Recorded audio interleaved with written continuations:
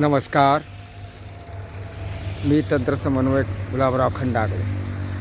आज 10/5/2024 मध्ये आपण तालुका फुलंब्री आणि फुलंब्रीमध्ये फुलंब्रीच गाव आणि फुलंब्रीच्या गावाजवळ एक बेड पाडण्याचं काम चालू आहे आणि हे बेड 4.5 फुटाचे आहे.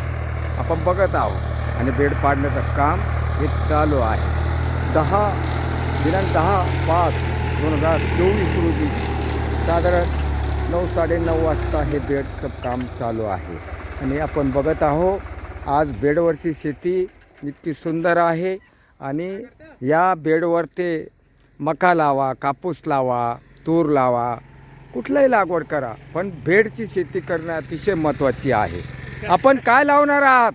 आम्ही मक्का लावणार, अद्रक लावणार. कृषीवाल्यांना आम्हाला खतं द्यावे. बरं खतं द्यावं. आता बरं आता हे बेड किती फुटाचा आहे?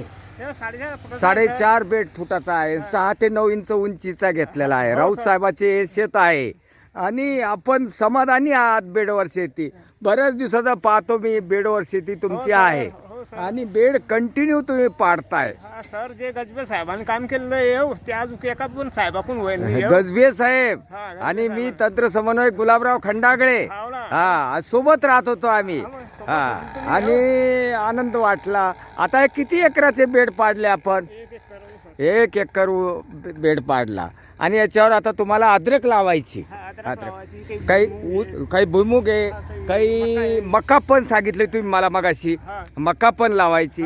अगदी हायवेला खेटूनच एक प्रात्यक्षिक बघत आहोत. नानाजी देशमुख संजीवनी प्रकल्पांतर्गत हे तंत्रज्ञान बेड पाडण्याचं सुरू झालेलं आहे. अक्षय तृतीयाच्या निमित्तानं आज आपण बघत आहोत आणि एक चांगलं काम, सुंदर काम झालेलं आहे. धन्यवाद.